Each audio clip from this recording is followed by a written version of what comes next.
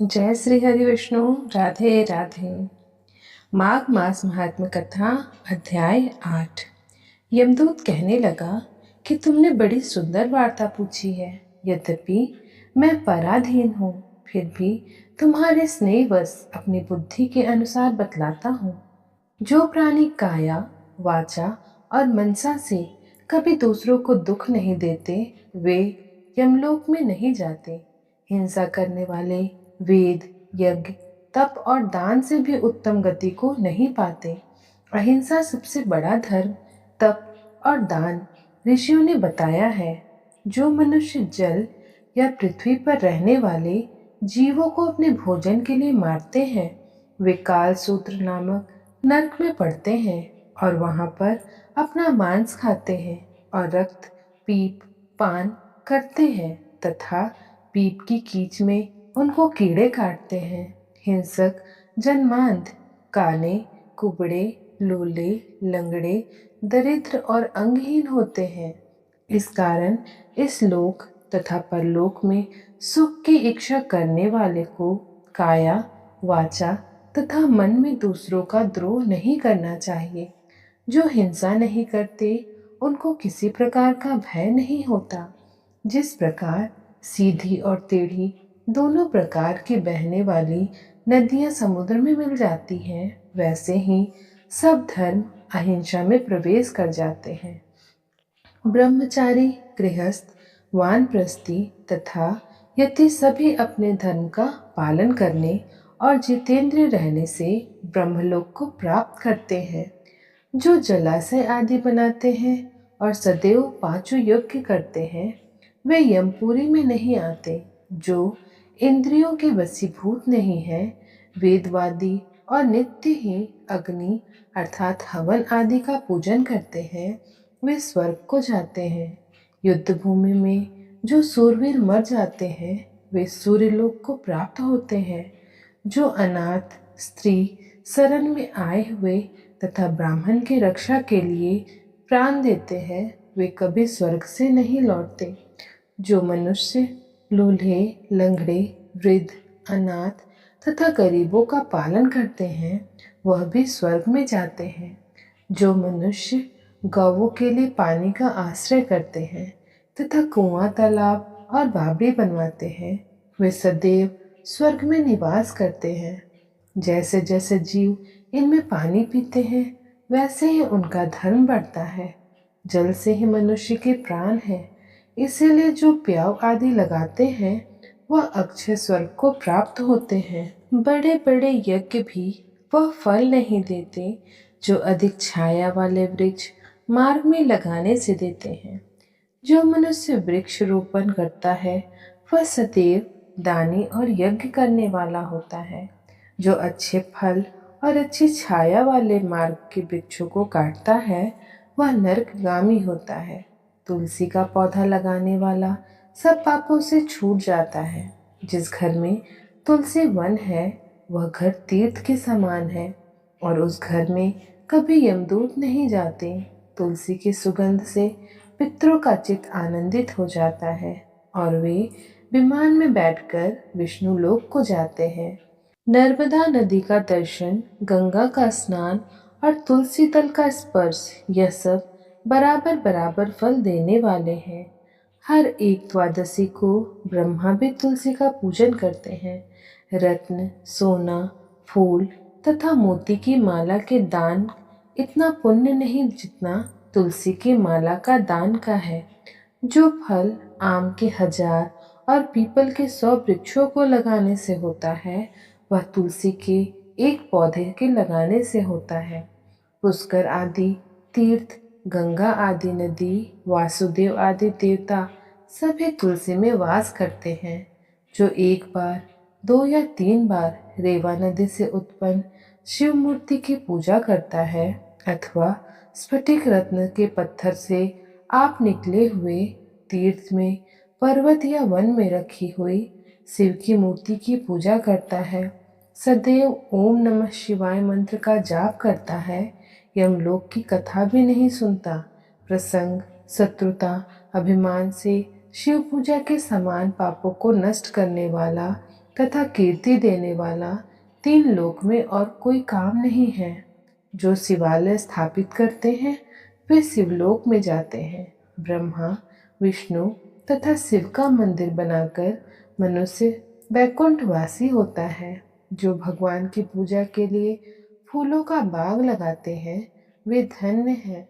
जो माता पिता, देवता और अतिथियों का सदैव पूजन करते हैं वे ब्रह्मलोक को प्राप्त होते हैं। ओम नमो भगवते वासुदेवाय। राधे राधे। माघ मास महात्म्य कथा 9वां अध्याय। यमदूत कहने लगे, मध्याह्न के समय आया अतिथि मूर्ख, पंडित, वेद पाठी या पापी कोई भी हो, ब्रह्म के समान है। जो रात्रि के थके हुए भूखे ब्राह्मण को अन्न जल देता है, मध्याह्न के समय जिसके घर आता हुआ अतिथि निराश नहीं जाता, वह स्वर्ग का वासी होता है। अतिथि बराबर कोई धन संपत्ति तथा हित नहीं है। बहुत से राजा और मुनि अतिथि सत्कार से ब्रह्मलोक को प्राप्त हुए हैं। जो एक समय आलस्य से भी अतिथि को भोजन करा दे, वह यमद्वार नहीं देखता। केसरी ध्वज से वैसस्वत देवता ने कहा था कि जो कोई इस कर्म भूमि मृत्युलोक से स्वर्गलोक जाने की इच्छा रखता है, वह अन्न का दान करे। दूत कहता है कि यमराज कहते हैं, अन्न के बराबर दूसरा और कोई दान नहीं। जो गर्मियों में जल, सर्दी में ईंधन और सदैव अन्न का दान करते हैं, वह कभी यम के दुख नहीं उठाते। जो अपने किए हुए पापों का प्रायश्चित करता है, वह नरक को नहीं देखता, और प्रायश्चित ना करने वाला मनुष्य नरक में जाता है। जो काया, वाचा और मन से किए हुए पापों का प्रायश्चित करता है, वह देव और गंधर्वों से शोभित स्वर्ग लोक को प्राप्त होता है। जो नित्य ही व्रत, तप, तीर्थ करते हैं और जितेंद्रिय हैं, वह भयंकर यम को नहीं देखते। नित्य धर्म करने वाला दूसरों का अन्न, भोजन और दान त्याग दे। नित्य स्नान करने से बड़े बड़े पाप का नाश होकर यम को नहीं देखता। बिना स्नान पवित्रता कैसे हो सकती है? जो मनुष्य पर्व के समय चलते जल में स्नान करते हैं, वह बुरी योनि को नहीं पाते, ना ही नरक में जाते हैं। माघ मास में प्रातः स्नान करने वाले मनुष्य को नियम पूर्वक तिल, पात्र और तिल कमल का दान करना चाहिए। यमदूत कहते हैं कि हे कुंडल, पृथ्वी, सोना, गौ आदि परम दान करने वाला स्वर्ग से नहीं लौटता। बुद्धिमान पुण्यतिथियों, व्यतिपात, संक्रांति आदि को थोड़ा सा दान करके भी बुरी गति को नहीं प्राप्त होता। सत्यवादी, मौन रहने वाला, मीठा बोलने वाला, क्षमाशील, नीतिवान, किसी की निंदा ना करने वाला, सब प्राणियों पर दया करने वाला, पराय धन को तृण के समान समझने वाला मनुष्य कभी नरक को नहीं भोगता। राधे राधे। जय श्री कृष्ण। माघ मास महात्म्य कथा अध्याय 10। यमदूत कहने लगे कि हे वैश्य, एक बार भी गंगा जी में स्नान करने से मनुष्य सब पापों से छूटकर अत्यंत शुद्ध हो जाता है। जो मनुष्य गंगा जी को दूसरे तीर्थ के समान समझता है, वह अवश्य नरक में जाता है।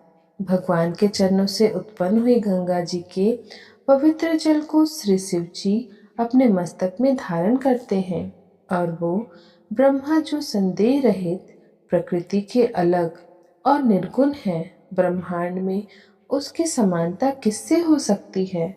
गंगा जी का नाम हजारों योजन दूर से ही लेने वाला नरक में नहीं जाता। इसीलिए मनुष्य को अश्वमेध गंगा जी में स्नान करना चाहिए। हे वैश्य, जो ब्राह्मण दान लेने का अधिकारी होकर भी दान नहीं लेता, वह आकाश के नक्षत्रों में चंद्रमा के समान है। जो कीचड़ से गौ को निकालता है, जो रोगी की रक्षा करता है, या जो गौशाला में मरता है, तो वह आकाश में तारा होता है। प्राणायाम करने वाले मनुष्य सदैव उत्तम गति को प्राप्त होते हैं। प्रातः के समय स्नान के पश्चात जो 16 प्राणायाम करते हैं वह घोर पापों से बच जाते हैं। जो पराई स्त्री को माता समान मानते हैं वह यम की यातना को नहीं भोगते। जो मन से भी कभी पर स्त्री का चिंतन नहीं करता वह दोनों लोगों को अपने अधीन करता है। जो पराये धन को मिट्टी के समान समझता है वह स्वर्ग में जाता है। जिसने क्रोध को जीत लिया मानो उसने स्वर्ग को ही जीत लिया। जो माता पिता की सेवा देवता तुल्य करता है वह यम द्वार नहीं देखता, और जो गुरु की सेवा करते हैं वह ब्रह्मलोक को प्राप्त होते हैं। सील की रक्षा करने वाली स्त्री धन्य है। सील भंग करने वाली स्त्री यमलोक जाती है। जो वेदों और शास्त्रों को पढ़ते हैं या पुराण और संहिता पढ़ते और सुनाते हैं तथा जो स्मृति का व्याख्यान और धर्म शास्त्र समझते हैं या जो वेदांत में लीन रहते हैं वह पाप रहित होकर ब्रह्मलोक को प्राप्त होते हैं। जो अज्ञानियों को वेद शास्त्र का ज्ञान देते हैं वे देवताओं से भी पूजित होते हैं। यमदूत ने कहा कि वैश्य श्रेष्ठ यमराज ने हमको वही आज्ञा दे रखी है कि तुम किसी वैष्णव को मेरे पास मत लाओ। हे वैश्य, पापी लोगों को इस संसार रूपी नरक को पार करने के लिए भगवान की भक्ति के सिवाय दूसरा और कोई उपाय नहीं। भगवान की भक्ति न करने वाले मनुष्य को चांडाल के समान समझना चाहिए। भगवान के भक्त अपने माता पिता दोनों के कुलों को तार देते हैं और उनको नरक में रहने नहीं देते। और जो मनुष्य वैष्णव का भोजन करते हैं वे भी भगवान की कृपा से श्रेष्ठ गति को प्राप्त करते हैं। बुद्धिमान को सदैव वैष्णव का ही अन्न खाना चाहिए। इससे बुद्धि पवित्र होकर मनुष्य पाप नहीं करता। गोविंदाय नमः इस मंत्र का जाप करता हुआ जो मनुष्य मृत्यु को प्राप्त होता है वह परम धाम को प्राप्त होता है, इसमें कोई संदेह नहीं है। जो ओम नमः भगवते वासुदेवाय द्वाक्षर मंत्र का ओम नमो नारायणाय अष्टाक्षर मंत्र का जाप करता है उसके ब्रह्म हत्या इत्यादि बड़े पाप नष्ट हो जाते हैं। ओम नमो नारायणाय। ओम नमो भगवते वासुदेवाय नमः। माघ मास महात्म्य कथा अध्याय 11। यमदूत कहने लगा कि हे वैष्णव, मनुष्य को सदैव सालिग्राम की शिला से तथा वज्र या कीट चक्र में भगवान वासुदेव का पूजन करना चाहिए, क्योंकि सब पापों का नाश करने वाले, सब पुण्यों को देने वाले तथा मुक्ति प्रदान करने वाले भगवान विष्णु का इसमें निवास होता है। जो मनुष्य सालिग्राम की शिला या हरि चक्र में पूजन करता है वह अनेक मंत्रों का फल प्राप्त कर लेता है। जो फल देवताओं को निर्गुण ब्रह्मा की उपासना में मिलता है वही फल मनुष्य को भगवान सालिग्राम का पूजन करने से यमलोक को नहीं देखना देते। भगवान को लक्ष्मी जी के पास अथवा बैकुंठ में इतना आनंद नहीं आता जितना सालिग्राम की शिला या चक्र में निवास करने में आता है। स्वर्ण कमल युक्त करोड़ों शिवलिंग के पूजन से इतना फल नहीं मिलता जितना एक दिन सालिग्राम के पूजन से मिलता है। भक्ति पूर्वक सालिग्राम का पूजन करने से विष्णु लोक में वास करके मनुष्य चक्रवर्ती होता है। काम, क्रोध, लोभ, मोह, अहंकार से युक्त होकर भी मनुष्य सालिग्राम का पूजन करने से बैकुंठ में प्रवेश करता है। जो सदैव सालिग्राम का पूजन करते हैं वह प्रलय काल तक स्वर्ग में वास करते हैं। जो दीक्षा, नियम और मंत्रों से चक्र में बलि देता है वह निश्चय करके विष्णु लोक को प्राप्त होता है। जो सालिग्राम के जल से अपने शरीर का अभिषेक करता है वह मानो संपूर्ण तीर्थों में स्नान करता है। गंगा, रेवा, गोदावरी सबका जल शालिग्राम में वास करता है। जो मनुष्य शालिग्राम की शिला से सन्मुख अपने पिता का श्राद्ध करता है, उसके पितृ कई कल्प तक स्वर्ग में वास करते हैं। जो लोग नित्य शालिग्राम की शिला का जल पीते हैं, उनके हजारों बार पंचगव्य पीने से क्या प्रयोजन। यदि शालिग्राम की शिला का जल पिया जाए तो सहस्त्रों तीर्थ करने से क्या लाभ। जहाँ पर शालिग्राम है वह स्थान तीर्थ स्थान के समान है। वहाँ पर किए गए संपूर्ण दान, होम करोड़ों गुना फल क्यों प्राप्त होता है। जो एक बूंद भी शालिग्राम का जल पीता है, वह माता के स्तनों का दुग्ध पान नहीं करता, अर्थात गर्भाशय में नहीं जाता। शालिग्राम शिला में जो कीड़े मकोड़े एक कोस के अंतर पर मरते हैं, वह भी वैकुंठ को प्राप्त होते हैं। जो फल वन में तप करने से प्राप्त होता है, वही फल भगवान को सदैव स्मरण करने से प्राप्त होता है। मोहवश अनेक प्रकार के घोर पाप करने वाला मनुष्य भी भगवान को प्रणाम करने से नरक में नहीं जाता। संसार में जितने तीर्थ और पुण्य स्थान हैं, भगवान के केवल नाम मात्र के कारण से प्राप्त हो जाता है। ओम नमो भगवते वासुदेवाय। जय श्री कृष्ण, जय श्री हरि। माघ मास महात्म्य कथा अध्याय 12। यमदूत कहने लगा कि जो कोई प्रसंगवश भी एकादशी के व्रत को करता है, वह दुखों को प्राप्त नहीं होता। मास की दोनों एकादशी भगवान पद्म नाम के दिन हैं। जब तक मनुष्य इन दिनों में व्रत नहीं करता, उसके शरीर में पाप बने रहते हैं। हजारों अश्वमेध, सैकड़ों वाजपेयी यज्ञ एकादशी व्रत की 16वीं कला के बराबर भी नहीं है।